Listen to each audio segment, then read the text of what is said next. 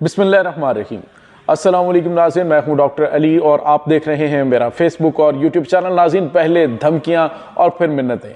America ने घुटने take दिए हैं। सऊदी अरब के ज़रिए ईरान को एक अहम और खुफिया मैसेज भेज दिया गया और ईरान की जानिब से दिया गया है करारा जवाब। इसकी तमाम तफसीलात आपके साथ शेयर करेंगे। जबकि दूसरी जानिब नाज़रीन एक और बड़ी खबर, और ये यूँ कहिए कि बहुत बड़ी खबर है तो गलत नहीं होगा नाज़रीन, गज़ा की जंग में चाइना की दबंग एंट्री ने अमेरिका और इसराइल के होश उड़ा कर रख दिए हैं।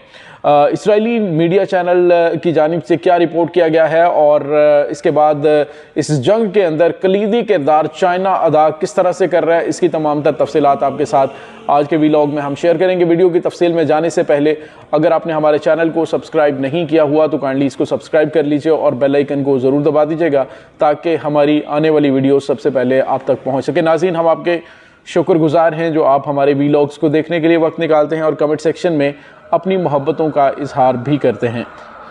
नाज़रीन, इस वक्त हमास और इसराइल के दरमियान जारी जंग के अंदर हर गुजरते लम्हे में कुछ नए नए इंकशाफात आ रहे हैं, कुछ नई नई स्टोरीज खुलकर सामने आ रही हैं, जिससे पता चल रहा है कि इसराइल का खात्मा लिखा जा चुका है।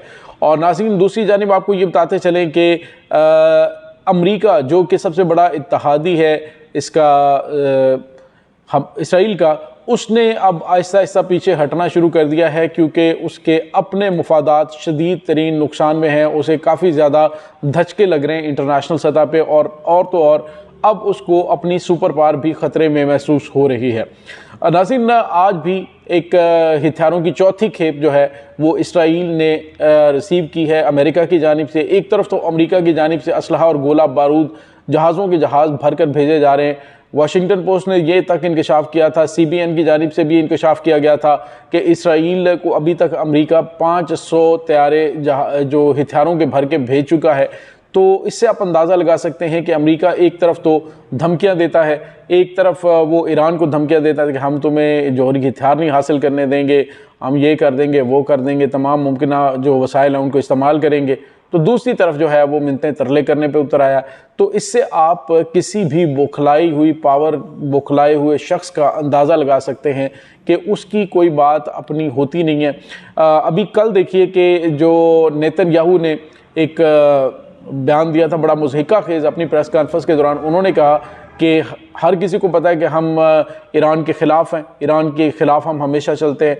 और उसने कहा कि ईरान को जौहरी हथियार हासिल नहीं करने देंगे, उसके लिए हमें कुछ भी करना पड़े।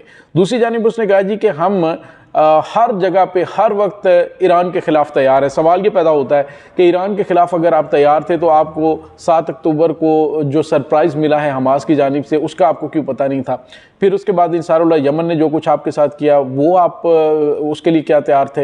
हिज़्बुल्लाह की जानिब से जो कुछ आपके साथ किया गया उसके लिए कहाँ आप तैयार थे? ना आपकी इंटेलिजेंस तैयार है, ना आपकी फ़ौज तैयार है, ना आपकी हुकूमत तैयार है, ना आपके लोग तैयार हैं। तो फिर आप किस चीज़ की तैयारी की बात करते हैं? ज़हनी तौर पर तैयार होना या फिर इस तरह से धमकियां देना? जैसे एवो कोचाबी जो उनके आर्मी चीफ है उसकी जानिब से तो कहा गया जी कि बस हमें इसराइल जो है वो ऑर्डर करे तो हम ईरान पर हमला करने के लिए तैयार हैं।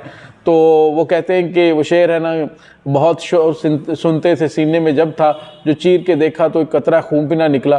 तो अब ईरान तो दूर की बात, ईरान तो एक बाकायदा फ़ौज है। आपका मुकाबला तो हमास के साथ है जिनके पास ना एयर सपोर्ट मौजूद है, ना उनके पास इतने जदीद तरीन हथियार हैं, ना उनके पास कोई इस तरह की टेक्नोलॉजी मौजूद है कि वो मिज़ाइल फायर करे और वो लेज़र गाइडेड हो, या फिर वो मुकम्मल तौर पे उनको सेटेलाइट के ज़रिए मदद फराहम की जा रही है और जाके वो टारगेट को हिट करें, और ना ही उनके पास कोई बहुत ज़्यादा सरमाया मौजूद है। इसके बावजूद उन्होंने आपकी मंजी ठोक के रख दी है। तो आप किस महाज पे किस तरह से तैयार थे?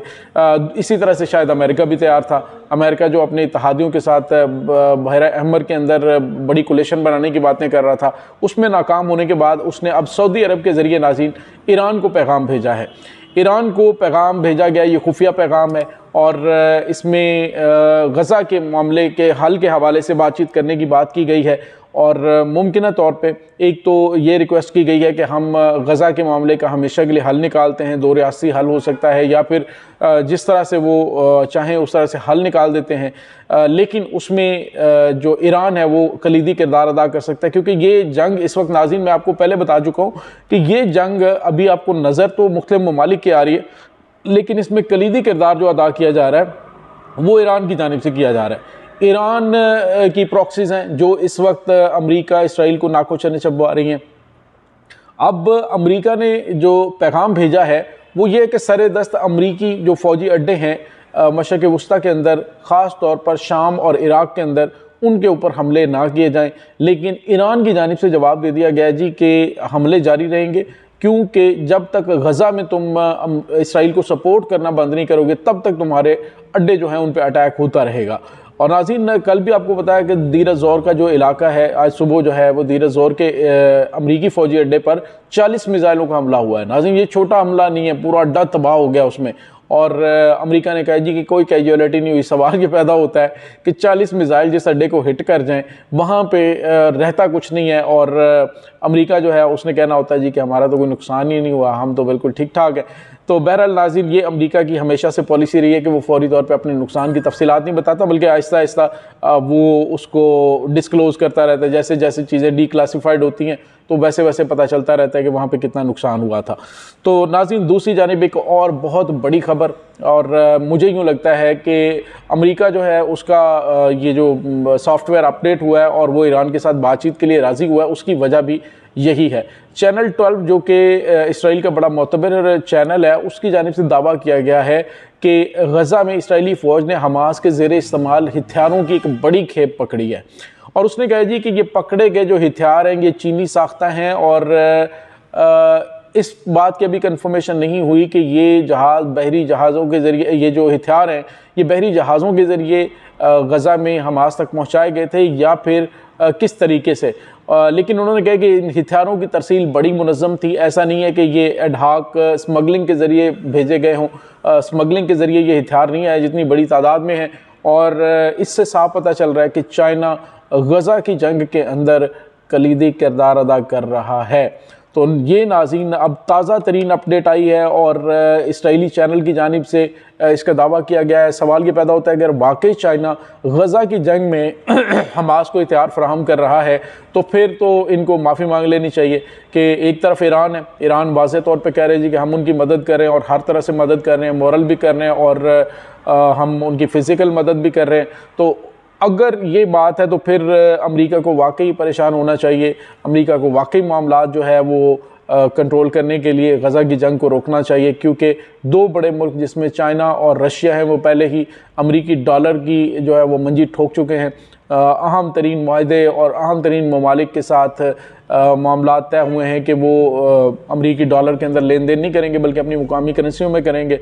तो ये नाज़रीन इस वक्त सूरत हाल चल रही है, और अगर इस जंग के अंदर वाकई चाइना जो है वो ईंधन फराहम कर रहा है तो इसका मतलब ये है कि अमेरिका और इसराइल जो है वो यहाँ पे अपना सब कुछ लुटा कर बर्बाद कर देंगे, लेकिन इस जंग को जीत नहीं सकते। और नाज़रीन, इसमें कोई शक भी नहीं है, क्योंकि जितने भी आज़ाद ज़राए हैं, ये जितने भी दिफाई तजिया निगार अमेरिका के हैं, इसराइल के हैं, वो सारे के सारे इस बात पर इत्तफ़ाक़ कर रहे हैं कि इसराइल ये जंग हार चुका है।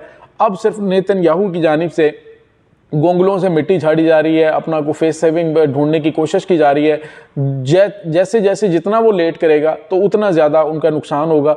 नाज़रीन, कल एक बड़ी कार्रवाई की गई थी और उसमें इसराइल के एक जरगमाली फ़ौजी को रिहा करवाने की कोशिश की गई। उसमें वो फ़ौजी तो मारा गया और उसकी वीडियो भी हमास ने जारी की, लेकिन नाज़रीन उसका हाल बड़ा बुरा हुआ। इसराइली फ़ौज जो है अपने जरगमालियों को रिहा नहीं करवा पाएगी, किसी सूरत नहीं रिहा करवा पाएगी तब तक कि जब तक ये जंग बंद नहीं करते हैं। नाज़रीन, इस तमाम सूरत हाल के बारे में आपका क्या कहना है कमेंट सेक्शन में अपने ख्यालात का इजहार ज़रूर कीजिएगा। इंशाल्लाह मिलते हैं एक नई वीडियो में, तब तक के लिए अपना बहुत सारा ख्याल रखिएगा। अल्लाह हाफ़िज़।